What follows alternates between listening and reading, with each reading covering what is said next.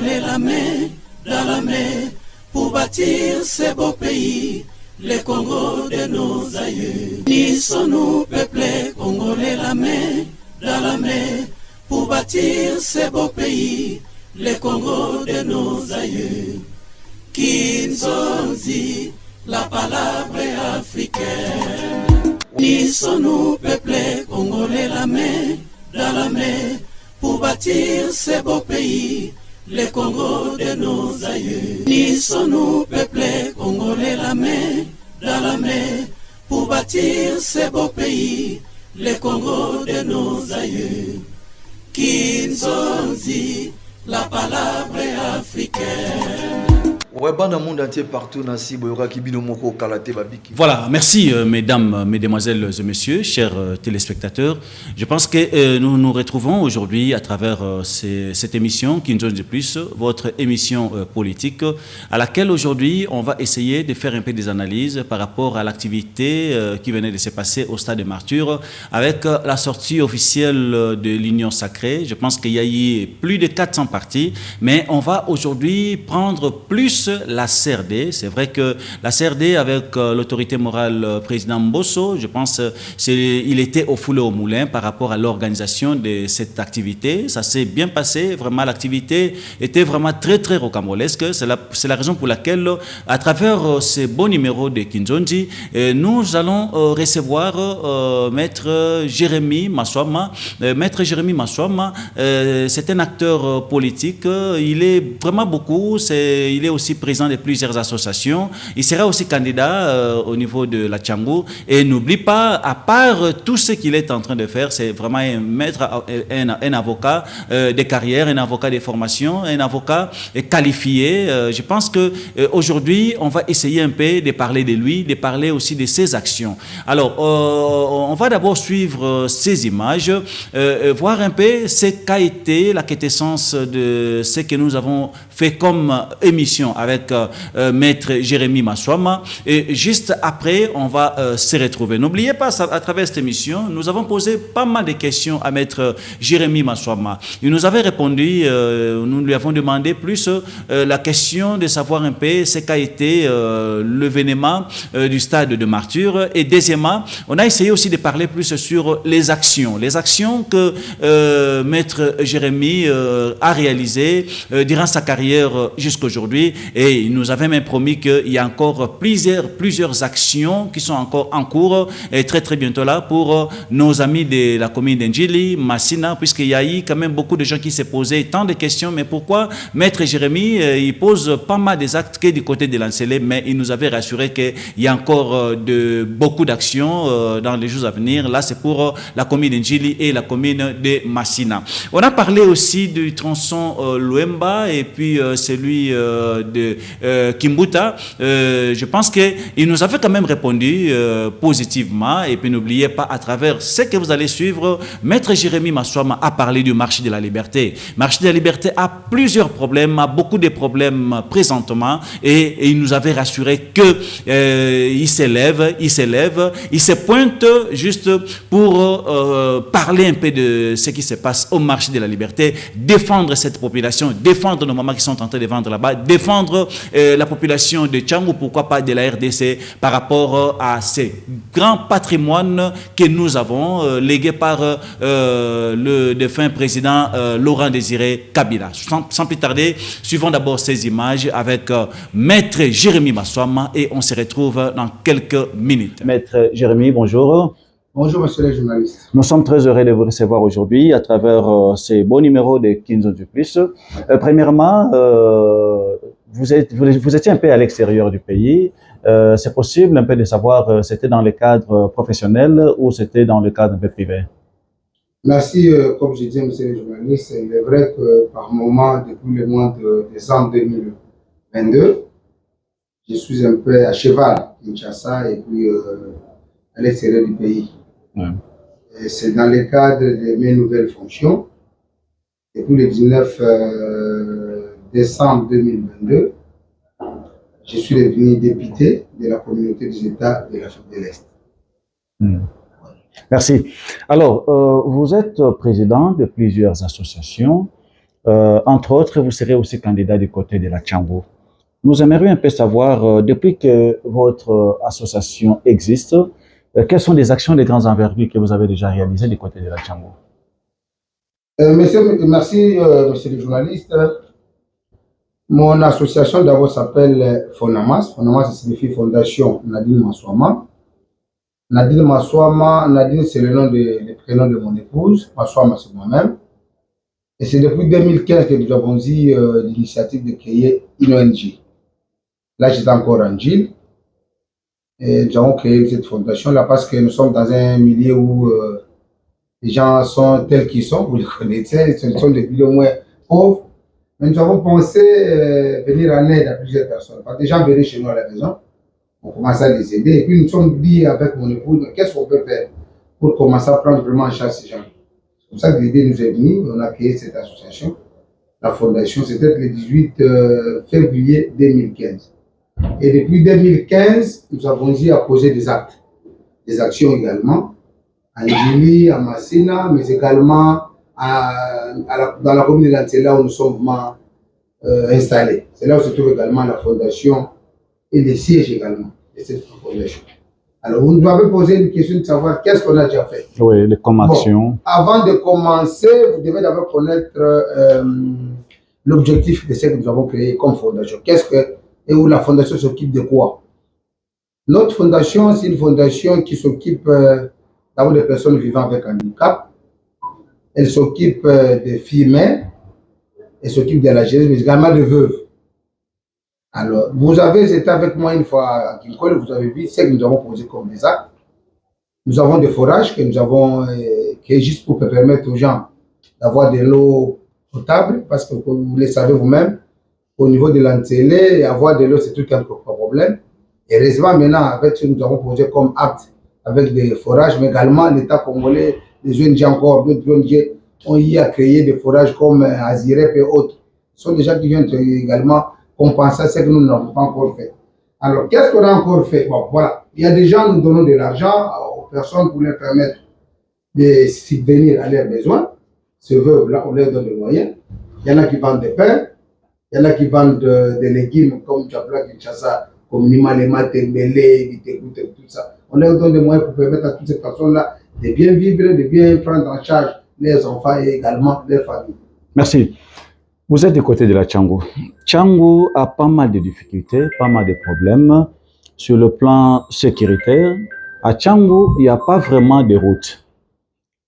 Qu'est-ce que vous pensez par rapport à la situation que traverse la population de la Tchango aujourd'hui? En fait, cette question, c'est une question qui préoccupe tout le monde. Mais à mon niveau, je ne peux pas vous donner des pistes de solutions. En tant que leader d'opinion? En tant que leader, je déplore cette situation. Surtout, je vais commencer par la commune de Kimateke. Ouais. Monsieur le journaliste, vous êtes sans ignorer que si vous quittez, par exemple, la commune, vous savez, la commune de Kimateke, c'est une commune un peu vaste. Je vais parler d'abord du côté Njili. Vous êtes à la place Sainte-Thérèse pour arriver au niveau du cimetière de Kimateke. Ouais. Mais c'est vraiment un calvaire. C'est un enfer pour les gens qui habitent là. Mais on a déjà démarré les travaux. Mais on a démarré les travaux, oui, on a démarré. Nous voulons voir que ces travaux d'abord continuent parce qu'ici, nous savons comment les choses commencent. Les gens peuvent avoir des bonnes initiatives, ils commencent, mais ils s'arrêtent. Il n'y a pas de suivi, c'est ça le problème. Vous êtes au niveau du cimetière pour arriver même au niveau du marché qu'on appelle le marché Ngan, là où était la commune, là où était installée la commune de Kimateke, avant d'être déplacée au niveau du boulevard. C'est tout un calvaire, je vous dis. Il y a un trou profond où les gens ne peuvent pas passer. Je remercie les efforts du gouvernement parce que depuis un certain moment, si vous arrivez au niveau de Njili Sainte-Thérèse, avant d'arriver à l'hôpital Kimbantek, on appelle ça, l'hôpital Kimbangouiste. Bon, les travaux vont s'effectuer, c'est vrai. Nous encourageons, mais notre souhait, c'est de voir ces travaux arriver jusqu'à terre. Merci. Il y a solo beti c'était le colo ya banzela. Déjà, il est trop important. Kolobela banzela lelo na mboka na biso eza de kamoko oyo ezo simba ezo toucher population nyonso. Tomoni na ngambu ya Masina babandi misala ya kolumba subitement misala ekatani. Toke na direction ya Roi Baudouin misala bandi misala ekatani. et uti koloba yango nzela ki mbanseke tozali pe ko banga ke misala yango ekatana. Qu'est-ce qui fait que na programme ya chef de l'État c'est comme si Tchango ezali parmi ba milieux eza un peu négligé. Jusque là on n'a encore rien fait du côté de la Tchango. Bon, monsieur le journaliste, je ne sais pas, là, c'est vrai que si l'émission est un peu bilingue, Tchango, Tchango est un peu négligé, mais pour moi, Tchango n'est pas négligé. Ouais. Et vous avez même cité le nom du chef de l'État. Je ne pense pas que le chef de l'État va être au même moment à tous les endroits. Non, il y a des gens qui sont chargés pour ça. Par exemple, vous avez cité la route de Kimbanseke. Il y a des gens qui travaillent là-bas, une entreprise qui a été engagée pour ça. Ouais. Et quand on défacte de l'argent, on donne à cette entreprise-là. C'est posé au VD ou au filtre rouge, je ne sais même pas. Mais il n'appartient pas au chef de l'État à l'hôpital sur le terrain. Il y a des gens qui sont chargés pour ça. Qui doivent suivre. J'ai parlé d'une histoire, là. Je peux parler d'un suivi. Mais le suivi, lorsqu'on donne l'argent, l'État qu'on dépasse l'argent pour qu'un travail soit fait. Mais il n'appartient pas au ministre, au chef de l'État d'aller commencer à voir est-ce qu'on a travaillé ou on n'a pas travaillé. Ceux qui ont été chargés pour ça, nous allons ils allaient pour l'andamisala, on va payer les bons. Parce que mon solo, il y a compte, il y a l'État ibimi, pour ça là, leur mot, le Katan. Nzela ya Bekatef, tout le monde qui a plutôt Nzela ya Nan, il y a Robodo. Tout ce là qui sont parce que Zali Nzela Moda, comme nous voyons, Polongwa, marché liberté, pour comme pétrole, il faut mettre tout pour et pourtant Nzela, tu vas vous dire, Nzela au Songabiso. Bozan accord, Moutakou, na mort, même il y a Nan, il y a Robodo. C'est tout un problème. Nzela Bandaki, Baché, Bakanovo, tire après Zougina. Mais tu reçois, en principe, Nzela, vous dites la porte, il y a un gouvernement central. Et ça, le gouvernement provincial, en principe. Parce que Nzela, il y a déjà parti au gouvernement central, pas au Zougina. Nous sommes au gouvernement provincial, où il faut s'occuper de la ville. Tout le monde qui, à l'époque, il y a un gouverneur qui mouta. Basali avenue Kulumba. Dans le quartier 2, dans le quartier 3, dans Nzela, il y a Siforko. Mais ce n'était pas le gouvernement central. C'était le gouvernement provincial qui avait mis des moyens. C'est vrai qu'avec l'aval de tout ce qu'on peut avoir, contribuable au Congo, c'est 1000 francs à Mbonga Wenze. Mbonga va jeter un marché pour la pembeni wana. Les populations ont contribué. Ils allaient Mbonga de Saraba. Mais ceux qui bateau va charger de ça, le gouvernement provincial, le gouvernement de non. Il y a un ministre des travaux publics provinciaux à Zali. Il faut aller dans Makamouane. Est-ce qu'à ça le suivi? Est-ce qu'à ça la suivi est voilà. Mais étant donné que suivi est alité, est-ce que vous, en tant que leader d'opinion à niveau de Siga Tchango, Tchango a des députés, Tchango a des ministres, Tchango a pas mal de gens qui sont quand même pas capables, il y a Koloba, Topé, il y a Komika Kambela, par rapport, il y a la situation qu'ils ont traversée. Qu'est-ce que vous êtes en train de faire, vous, en tant que leader d'opinion, quand vous êtes en train de voir tout ça? Parce que nous, on a souffrir, et vous êtes toujours population de Signayo. La qui est toujours continuer toujours crier. Les députés, oui, par moment, les députés, ils ont députés, vous savez, les députés, ils ont automaté Banjera. Vous savez, les députés, ils ont Koloba. Vous avez un projet, on a approché après la rencontre. Députés, par exemple, les députés professionnels. Je connais plusieurs députés, je ne peux pas faire l'air publicité. Oh, bah, je télé, bah, je vais le Makamouane. Mais elle va faire pression. Il y a une pression. La population, ils ont un gouvernement provincial. Oh, il y a ça cherché le roi. Mais biso le niveau n'est pas de côté dans l'activité. Nous sommes des leaders opinion. Oui, leaders opinion, nous allons pour crier place le je sais pas. Au chama kele pour le sala nini e bonga. Autorité ba yo welcome to bana. Kendenge ni musala l'état de mission bongo kei, mbongo wana bakena ngo bat ba mbongo. Na entreprise ba ngi entreprise songo lo papa. Asa musala wana. Abani musala esili. Mais to kotika yete faut to chama kele makele toujours mucha. Tocha makele totala l'État fongola mi totala bato bazwi mbongo o eza po basala misala bazo sala moto pona nini question sur photo bitu nango est-ce que bon on peut ça ndenge ko peut ça beza ka ba compte parce que tu mi principal ndenge comment système ko ba petit moi compte dans les blocs que vous savez tout ça la même sur le fond bon on va le limite c'est ça que ces gens-là vous disent. Je ne prends pas leur défense mais il faut ils aussi na ba députés provinciaux il faut bacha makele ba députés nationaux il faut bacha pe makele peuple wana. Parce que merci. En tant que leader d'opinion, surtout dans le district de Tchango, est-ce que vous avez une analyse par rapport à la situation qui est présentement dans le marché de la liberté d'abord, avant de le Bon, situation, il y a marché à liberté, ils allaient qui peut sur nous, ils allaient m'avoir développement journaliste.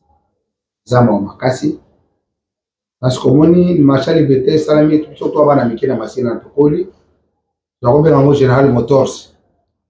Et président Kabila, il récompense à paix ça la bande à Tchamo Yamwana, auto sala. Vous voyez bien. Marché ouan. Ndenge Zalaki. Ils ont marché sur ça la fierté pour la mission. Mais les autres, ça bloque tout le monde. 5 mois, 10 mois, un paiement, 13 mois, mais c'est malheureux. Et pourtant, bon, ils ont côté. Bon, ils ont côté. Mais là, il y a la question de retour. Marché, on a un bon côté, ils ont côté, ils ont côté. Parce que ceux qui l'État sont incapables de foutre, même dans le bon bateau, ils sont générés. Il faut qu'on foute avant un bon mois. Sauf le bilan que non, 13 mois d'un paiement, 10 mois d'un paiement. Si on bon bateau, ils vont s'arrêter au Canada. Et pour tout le même entraîner les alliés, ne belé qui marché à liberté na boutou ba kombo la. Ba kombo le mina tongo tali marché propriétaire au Canada. Mais les bateaux comme se décourager. Marché à liberté na belé qui ango bilo ka marché à liberté et qui na kitika tela la kawana. Ba yiba ka pété. Mais marché na ba chèque bazali. Pourquoi? Parce qu'il y avait un groupe de gens, il y a sécurité, bazali chargé bilo kwana. Bino bolali na banda boutique de ba bazo tambula ma bacho. Maintenant qu'est-ce qui te décourage? C'est le fait qu'on a monté à ce moment nzoto na ye.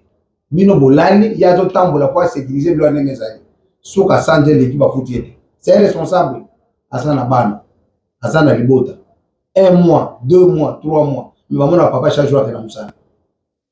Voilà ce qui pousse les gens à commander le toujours de crier. Qu'est-ce que ce genre de comportement? Bino de ebeli mutazwa ka musala salé d'abord des akana caractère on va te comprendre c'est caractère vital. Et l'eau que ça a bika, mouta vivre, mouta salon sur ça. On y a naïe, ma cabine de santé. C'est vrai qu'il y a certaines entreprises où se voter, bien au hôpital. Mais dans la plupart des cas, ils ont bon goût dans ça. Mais ce mouta ça le fout a été. Même la Bible le dit. La Bible déclare que malheur à celui qui fait travailler son frère sans salaire. C'est la Bible qui dit ça. Imagine toujours sur la carte de Moussala, mouta on a charge autour de Moussala, mais ça la 10 mois. Mais les autorités de ces marchés-là, les administrateurs et tout le monde, ils sont payés. Par faire le fonctionnement, il y a. Je sais qu'à l'époque, le marché dépend du niveau de la présidence. À l'époque, il a fait le président Joseph Kabila. Mais cette fois-ci, les choses ont changé. Depuis cette année, après qu'on a récupéré le marché, et comme la compte à l'État, c'est pas que vous avez appris ça. Oui. Mais comment le président a géré la situation et le bateau qui a compte à l'État, change. C'est malheureux, monsieur le journaliste. Est-ce que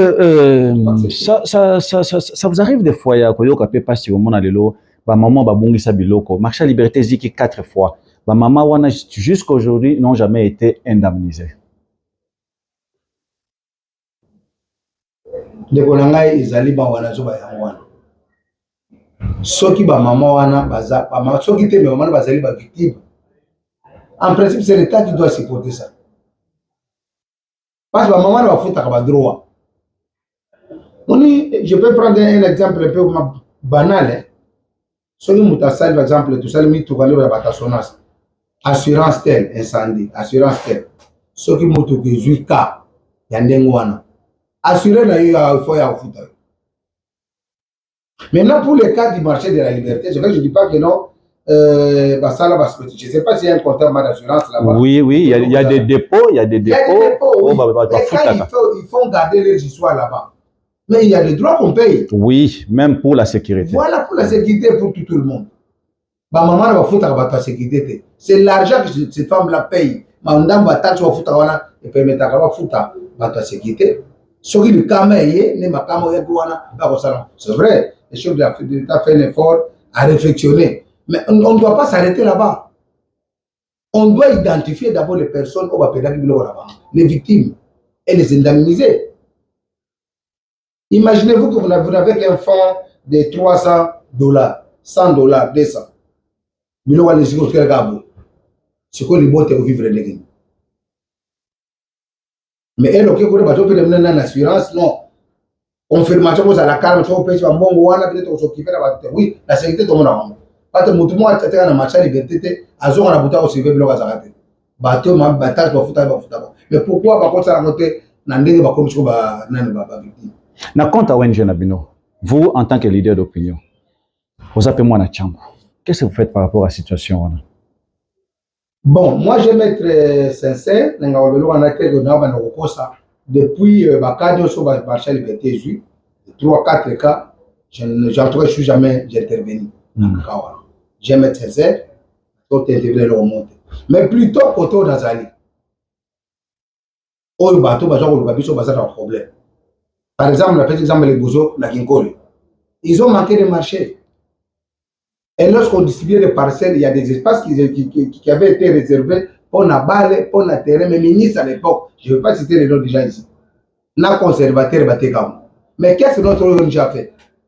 Nous avons milité, donc les chefs du quartier, dans Bougoumettre, après tout cet espace. Aujourd'hui, nous sommes toujours retournés au marché. Et ce marché sera dénommé marché Fonamas. Mais tout ça, on a compte, il y a commune. ONG nangai to mona ke insécurité de kaki na côté à commune entière. Bato baye batata maman baye batu ni mettre qu'est-ce qu'on peut faire. Nous sommes allés voir les bourgmestres, chef du quartier, après tout c'est pas toujours on a bureau à quartier. Chaque bureau à quartier ça appelle tout on appelle un bureau à la police. Population pe angeli na machine baza correctement. Oza trop téléposa pour faire un seul. Mais la zone ça na nous ndenge toujours OK. Population ya Ginkole na côté en train de penser à cimetière courant bana mokile banda courir zalaka. Mais nous avons mené des démarches. Ba fonds propres à biso moko. Nous sommes allés même au-delà de 10 000. Le lot courant d'ici la courant Ginkole joko. Et côté quand on fonds na biso. On a associé les pasteurs, nous avons acheté le notable, to tche ba ensemble to ko ba lettre de démarcher na service ba benga so service Ginkole timito na njila go belelo ba kabine joko. Yango za vedette kuna. Nazali vedette ezali etika ndo zokendele. Wana kaka te quand on parle de maître Jérémie même na entrée à cimetière baibio. Mais bayebi nga pona ba mandamo tozoko sala. Insécurité ba toza ba propriétaire mapango ba zongo kota kona ba tsa banga ni. Ba lobi ke insécurité lekimi. Na bengi si ba jeune to solo na bango. Na bengi si ba notable, na bengi si ba pasteur. Na ba jeune. Biso mo tozali pe na pas la responsabilité. Mais pour les jeunes, il faut bien venir les gens moulay. Ba politique to ma mikolo na ba koleka. To mona ba te papa ngulu dia ka bana ba kenda. Mais biso ba tutozali à venir ya lobby. Mais surtout quand na bozo ba wana. Chaque événement, OK de tel, mutape sur différent. Ils ont un comportement ya encourager. Parce que aujourd'hui ça la makambo za la conscience yo ko na yo ka ba pe choka bon. Mais par contre, il faut que tu aies confiance na mutu o ya zake to likabwe ko na moment nyoso aza capable à trouver des solutions. C'est ça qui manque. Merci beaucoup.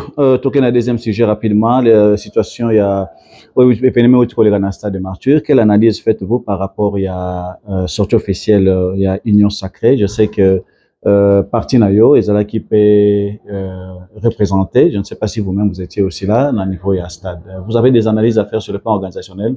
Sur le plan organisationnel, c'était d'abord une réussite totale. Une réussite. Parce que les années les cambios, vraiment population. Là d'abord avant de commencer, je vais d'abord remercier la population à base de la biso. Au bandima qui accompagner biso la stade contre rien, mais la conscience kaka. Parce que na partie dans la CRD, na quota chang moi c'est bien que non, après faire 5 000 non. Na éviter ce que moi c'est bien que la Kenya na pas le parlement bon, ils allaient. Parce qu'il y avait des réunions, tout ça, là, qui organisation, tout ça, voilà la situation des amis. Nous sommes partie prenante de l'Union Sacrée. Parce que l'autorité morale, la biso, ils allaient membres d'abord, ils basaient parmi les présidents de l'Union Sacrée. Au bas de ça, on a fourni des efforts. Biso kakate na bani parti mususu na autant bapata batutawa na tanga biso mo na bino na biso moko. Tout ça là qui est fort, pour conscientiser batu. Mais bon et bimaki pour l'événement bino vous se retrouver dans votre en fait na éviter ceux qui mbongo bimaki bino bato sur notre parce que biso biso mbongo bimaki ko tenir au fandi na chande ngona ngai tout le langa mutu moi la première que la contre CRD après c'est 5 000 peut-être 2000 familles peut-être bien besoin que me parti musu besoin bon parti musu na bigena ko tu défendre la partie musu mais ngana zo etali biso tous ça bato angeli bazalaki batamasina bazalaki mbacheki bazalaki na bato maluku Est-ce que tu as fondé l'image za nango wana wana za nango ouais na uti bato so ba uti na bangama nzo bato uti banda ko pembe ba menka ba ye biseke ko jo bango vous avez été représenté par rapport à votre ONG tozali na kati yo ba polo za bato lataki l'image ezali na ba sayongo monango bazali na kati sa tozalaki na 3 nalingi sika omeka ko rappeler un peu baye bazali ba député à niveau de district na yo na ba ministre les hommes politiques au bazana coin na yo qu'est-ce qu'ils peuvent faire par rapport à la situation oyo Tchango azako traverser lelo babandi misala kimbanteke côté ya dokolo mais soko keina entre mukali na ngomba kuluna oyo ezali kuna vous allez regretter nzele ezali te ya kokufa les images sont là soko keina entrée ya Nzoko il y a même un ministre qui est juste à l'entrée de Nzoko au côté na kati oyokina mawandenge population ya kimbanteke bazali ko vivre les gens vivent comme au village mais bazana kata Kinshasa nini ko senga na ba ye bazali ba député lelo na ba ministre ainsi que bandeko na mususu bazali ba leader d'opinion lokola yo pona ko sauver un peu district na yo. Bon, problème est ça simple d'abord. J'ai vu que les députés ça la canzela. Oui. Député à côté on va école té. Député à côté ça la banda. Député musala ne zaid d'abord pour contrôler le gouvernement. Soit qui provincial là, c'est le gouvernement provincial. Soit ça député national et le gouvernement il y a un central. Mais ça peine dans le temps il y a relevé la population. Il y a un qui est le gouvernement musala il y a un objectif ni le principal il y a moi. OK. Il y a mi balé. Ezali nde koloba na komba ya bato bapetsa ki ba voix. Très bien. Parce que mutako maintenant ndako bimika na ndako ki ba bimika na député. Avant comme député, il faut population peut se voir. Pour que toujours bien en député ba représentant pour ya peuple. On ne peut pas prendre toute une population par exemple Tchad tout ça plus de 8 millions d'habitants. Vous savez de quoi ça ça. N'habite que ça le monde na awara Kinshasa za una monde et au couchama ba 10 millions na. C'est comme ça que la population a délégué à pouvoir na bato ba no lebelaye. Mais bateau bazo ba petit pouvoir na population ba ka ndolo belaye so ki ba komi kuna ba jimbongo bazo ba jute n'habite sur population pour que confiance na batandema ya monde na zo senga na population c'est quoi toujours que na logique mususu on peut donner des voix wala na zo senga na population comprendre nani azali nani azo le la population nani azo la population le travail de député c'est pas que tongo tani ba to tongelo na ndako ozo jo mbongo ozo pesa non et puis surtout par exemple commune masile nyo to ba na ndako yoko leta batomatino na lobina ngombo okwate oke na njilo oke na mbancho ke batino ko ngode mais musala député ezali nini ko tia makelele ko loba na bato oyo il faut bacha ba ngosala misala wa ngana fani na chama tala ki bancheke ndenge sana a supposer que les gouvernements les députés de Kibancheke de Masina de baluku de ntsele basangani ba che pression na gouverneur que biso soki to mone loko te pona Kibancheke. Tout le monde est là pour Maloukou, tout le monde est changement au quota. Mais qu'est-ce qu'on remarque ici? Les députés sont devenus des marches vers les autorités politiques. Est-ce que la population peut se prendre en charge aussi par rapport à ça? Mais la population va se prendre en charge comme en charge, il faut sanctionner les bateaux. Parce que quand on a fait un bateau, on a souvent le mandat de cela. Mandat Sili, donc comme dans 6 mois, élection est au salaire. Nous n'avons que le mois de juin, juillet, août, septembre, octobre, novembre, décembre. Pratiquement 7 mois. Ma besoin aussi. Parce que l'élection de la journaliste c'est comme ça. En 2023, au mois de décembre, il y aura élection. Est-ce que Maître Jérémy... Population de la carte de Konanga de Bosso. Population, il faut y avoir situation de bateau à sa confiance. Moussa ne va pas ça la pona ba. Ba musu bazana bazaki ne lokote. Et la copie de pité, ba comme on peut faire bon, on a comme ton mandat on est aborder ma population peut qui confiance. Ou après que ba bois pas bandolo la ba. Il y a on a saigné la population bazola na ngati ko. Yambalo aux associations ngwana. Il faut avoir la mission. Quand on voit na yo moko wana zo mona wana, voix moko et comme si mutu tambongo. Voix na yo et changer bon ngomo. Mais ce qu'on a mutambe na mbuzo ko pesa voix nani, waza capable à le bilabine. Ne to banaka na papa. Izaka te pona ONG non. Je suis avocat depuis 2005. Il y a des cas na Tchango moni Tchango moni de konangai. Na samba ba dossier na prison na audience foraine, il y a ofélé. À part transport, bachelo carburant, mutaza na prison la nuit de match au domicile. Des innocents na masina quartier de quartier 3. Bakosole le Cambodge, maman mukolo na otaka bakomo na mamote. Place bazo na nanga ba yibi. Moi, ma soeur, je prends l'engagement de dire, pour ce dossier ici, et puis notre ici. Et j'ai pris un autre engagement pour le Koulouna, à ta aux alliés qui n'ont pas aux alliés qui n'ont pas. Même la parquet, même mise dans comme on a. Il y a la population, pas fond la mission. Le rôle aux alliés avocats, Yabana Tchango, c'est quoi les camarades marché liberté? En tant qu'avocat, parler au nom de la population qui souffre. Yambaloyo, ndenge, oyo, pesi la bélément, tout ça, parce que l'information est toujours oyo. Bah oui, on le va pas, mais si vous toujours on va pas parce que c'est anormal. On peut parler de mes gestions au niveau du marché. Mais gestion, ils ont yamani bosso ba yali ko décrier. O ya zadora ba le pona yamu. Musu sa ko kota. Même problème. Même problème. Alors moi je comprends à mon niveau que le Cambodge à niveau musu. Parce que vous n'allez pas me dire que dans le marché de liberté va toujours côté côté. Les gens vendent et les gens qui vendent au marché de liberté va contribuer à faire foot à mon. Plus de 1000 francs chaque jour. Voilà. Tu comprends bon on est que tu as encore besoin d'un bassin à Kabila, parce que famille présidentielle, tu es comme une habitude à l'État. Ouais, ben tu occupes là, et ben tu vas dans ma population. Ben 1000 francs pour foutre Kawana. Et qui n'est pas. Ben maman va te dire ma sang là, c'est ma. Mais faut t'aller à contrôle, tu vas te dire. T'as pas contrôle, maman va te dire. Ben tu vas te dire ma cala, il faut t'aller. Ma sang va te dire à même le sol. Mais va foutre à droit. Merci. On va terminer par ici, maître. Maswama, est-ce que vous avez un message particulier à lancer à l'égard du président de l'Assemblée nationale qui était au foulot au moulin par rapport à l'organisation de l'activité au Yoïtou-Rossale Manasta de Martyr? Il a beaucoup travaillé sur ça. Vraiment, il y a les bossos, ils allaient Longonia. Longonia, Nandenge, d'abord à Sogibiso, à la fiction politique in les années. Tobandi politique, Tobanda Tata Oyo, Tojali Banamiki, mais étudiants. Les étudiants, on les voyait à la télé. Donc, si c'est ma classe, tu vas nous connaître. Classe, et si tu joues, mais ça là, tu vas avocat, tu l'as laqué quand tu as tu vas nous maîtriser politique de nos années.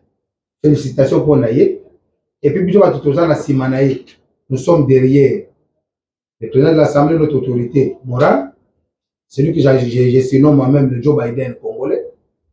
Parce que c'est comme ça que nous l'appelons. Tu bien monter la petite d'abord. Ah bon? Le Joe Biden congolais, c'est le président Mbosso Odeponga Christophe. Biso et Longo Naye, nous avons la chef de l'État. Nous avons le chef de l'État a droit second mandat pour permettre de réaliser ma camote. Nayoka que jusque là, nous avons le remonte dans la province Naye, c'est vrai? Bon, voilà, ce sont les détracteurs qui font ce qu'ils peuvent dire, mais ça, nous savons que ça, nous savons. Musala la kwa usala bana kiwa yo ba usala tena kwa makambu ya courant bozo le belango bukangalo ntasunda sunda yangote makamza marche nous qui sommes d'abord pour le on allait installer le panneau on va tirer le panneau to boya yango to bi courant na kenge kokota na kwangu kukure kokota bana classe ba finaliste ajo pesa ko pesa wana ba to kosala de sala ba jo pesa ba toujours ba chobe to pe ba musala. Est-ce qu'il y a en tant que président de l'Assemblée nationale, en tant que votre formateur, Nini Oyo Okopia Naye? Na Kopia Naye d'abord humilité. Oui. Humilité. À l'accepter tout ça, humble. Ce qu'on a la majorité, il y a bateau, il y a cadre, il y a Serbie, Convention pour la République et la démocratie. Au moins, la majorité va aller humble. Ça, c'est d'abord le point fort. Deuxième point fort, à la Kisangai personnellement, il y a Kofan Nanabat. Oyo Kebele ko réagir mouké. Yoka Kebele. Et puis, il y a mis ça, tu vois, les secrets dans la douceur de Angolelo. Alors, Banangaï Maswam, Jérémy, quoi bien ami, tu vas mettre. Soko moni bofandi kirina batu boto fana na groupe muto ya ko pesa information ya mabe pona baninga muto na damu taocha confiance et loko wana na nyoto na vina ngana zwe pa na ye ona tena wa muto ele boto ya mwana bozana groupe bozende sika moni muto ya kami ko pesa information ya mabe pona baninga muto na zali muto mabe ye mutala changa c'est vrai en tant que menga ko iba ngome di moi na vina ngana parcours na ngai na koti clair na tali nyoto na sala analyse loko na nyoto bato na baza bato. Merci. Tokomi na suka. Pour Angela Luemba, foutu ça fait plus de 2 ans. Pour Angela Kimbuta, Oui, qui est sangoti na poto aujourd'hui. Aujourd'hui, Nzela Kimbuta foutu. Boki. Nzela ya Boki. Nzela Sekoma. Foutu. Sekoma, n'en parlons pas. Nzela Roi Baudouin, Misale Katani, foutu aussi. Nzela Yabissa Kolumba, Misale Katani. On doit assurer la population. Et qu'est-ce que vous demandez à la population et au gouvernement par rapport à la situation? Je ne peux rien assurer d'abord la population, ce n'est que de l'air vidéo. Bazara, va se décourager. Va se décourager, Misala Nekosala. Misala Wana Ekosalama. Attaque au monde qui est freiné sur le Kosala. Pourquoi? Parce que le lobbying est Kosala. Au gouvernement provincial et au gouvernement central, c'est de faire un suivi. Parce que Mbongo est Bimaki quand même. Mbongo est Bimaki, Bakabani Misala Wana. Soki Mbongo est Bimaki, ils ont coopératé, ils ont continué Misala. Basi Samora, comme Misala Nini, et à continuer. Les gens n'ont pas de transport, ils ont été dans la Tchokoma. Pour votre information, le transport comme Tina Njili Brasil, c'est-à-dire qu'il y a un effort qui a été fait à cet effort. Et cet effort, parce qu'il y avait trop de bruit, les gens ont secoué pour que cette histoire arrive. Il en sera de même pour la route de Kimantek. Comme Bandiango. Parce que c'est normal, papa, aux années, c'est vrai, par rapport à l'hôpital, il y a Kimbangwis, même la moto, c'est difficile. Il faut qu'on t'abandonne tout droit. Mais comme ça, c'est bandit. Nous sommes sûrs qu'ils vont continuer à faire possible. Pression au Salama, oui, Salama. Na Ulumba, oui, c'est vrai. Moussala et suspend. Parce que si on va dans la côté de l'église, maman n'a pas de maman n'a pas de maman Boboto. Voilà, Massina na Katele. Oui, direction Kolumba. Direction Kolumba, on l'équipe de la fête, Nasimakuna. N'importe que Moussala, je vais au Salama. Et à la côté à Roi Baudouin, quand on va tout le monde à Batera, c'est Salama, ma belle Basopa, et Sangelo Moni de Tigalaki, Basopa, Boudron, au Baché le Roi. Mais il y a un bac qui suivait Zalité. Il y a un Tchokoyo, tu dis la Souma Bogoté. Tu côté de la Bissou de Toluba, comme ça, les Salamini, tu as pression à Batouana, au Bazana droit, au Bazana, moi, responsabilité, Mukabilo Kwana, comme ça, les Salamini, et c'est ça la population, et comment quand même en fait. Mais parce qu'il y a un élément. Ce qui nous est l'électricité, quand c'est là que nous sommes la criminalité, parmi les causes où la criminalité est disparaître, ils allaient là, ils allaient l'électricité. Pour ce que nous avons là, par exemple, nous monde des opéras, par exemple, nous avons des choses. Mais nous avons des dispositions. Mais qu'est-ce que les colons font? Ils vous surprennent. Au bout d'un coup, ils ont la possibilité de se défendre, si Nicolas Lengaba va nous moto à bomba mais le kilo maïli. Ata oza engambe, so oza 3-4 va bomba ba 1000 euros ça le moto. Yango toujours conseil l'autorité. Ba sala effort. Ba songa population pour que ba double roi de sala nini et ça pas mbonga n'était bimaki. Mbonga par exemple autorité na poche limitée. Et ça mbonga contribuable congolais. Mais il faut congolais à se retrouver. Merci beaucoup monsieur le journaliste. On a banana pour remercier dans président de la République. Na confiance oyo azana ngo pana biso parce que moi ndenge président de la confiance en autorité morale na biso il a toujours se trouver là semana le petit président de la République à la calme bagate deuxième mandat assure à la calme makambo Joe Biden na zo bezali makambo zo sala zatenge makambo to peut-être fulata kate bozobanga bokomi na likambo ya 100% congolais plusieurs fois plus de 10 fois 11 fois ministre yewana maintenant ba cité eta loko moko kayiba ki kasala kite toujours na ngo lelo le chef d'état qui ne va pas fouiller na passé mais toujours ba makambo toujours ba dossier toujours mais il y a tas de dossiers mon être de matin donc là vraiment c'est un point très positif pour nous. Donc que le chef de l'État soit calme, très à l'aise pour nous, de la CRD. Et la population là-bas de la Tcham, on soutenir à 100%. Merci. Alors, pour avoir aussi la base, oui, na sengi na bango base na confiance bazana toujours envers biso. Bazoyebi bango mo na tango page na bisengo ndenge toujours ko sala. Na pete information mo ko seka makasi ko sekisa yo. Et puis que côté na ngakona ki ko côté ba tuba lobi ba tata mo ba koma soko abazo bitsa bandeko na bango na bana bango soko kundanga te atana du problème so amazali au kundanga kamselo ka ndengwana na ibe lokwana depuis kala ba 95 na je mwana ko na njini un papa qu'on appelait la papa Luemba. Na sa sona fana de to e ba to ba information zo ilanga isi ngona za na yo ngate. Donc base à la calme, ba ptia côté ko sala biso na confiance. Toza toujours na semana ba to bandaki kuna toujours continuer molo ti to ko. Voilà, je pense que là vous venez de suivre Maître Jérémy Massoama. Il a tout dit. Je n'ai pas vraiment beaucoup de commentaires à faire là-dessus. Je remercie beaucoup plus Maître Jérémy Massoama par rapport aux efforts, par rapport aux idées et par rapport surtout aux actions posées, et il est en train de travailler. Il continue toujours à travailler. Ce qu'il a dit, je pense, c'est vrai que ça peut toucher les gens, mais n'oubliez pas, ce qu'il a dit, c'est pour l'intérêt de la population. Et ce qu'il a dit, je pense, c'est juste pour aider aussi nos députés, pourquoi pas les ministres qui sont du côté de la Tchangou, de sorte qu'ils puissent quand même penser à faire quelque chose par rapport à ce qui se passe présentement comme problème du côté de la Tchangou. Tchangou a beaucoup de problèmes. Il y a des problèmes de route, il y a les problèmes de l'insécurité, il y a les problèmes du courant, il y a beaucoup de problèmes qui émanent la population de la Tchangou. Mais Maître Jérémy Massoama vous a rassuré qu'il s'élève, il se pointe juste pour parler un peu de tout ce qui se passe à Tchangou. Il nous a rassuré que s'il faut couper sa tête pour Tchangou, il va le faire. Merci. Retrouvons-nous la semaine prochaine juste pour un autre numéro de Qui Nzonzi Plus. D'ici là, portez-vous bien et au revoir. Peuple congolais, la main dans la main pour bâtir ce beau pays.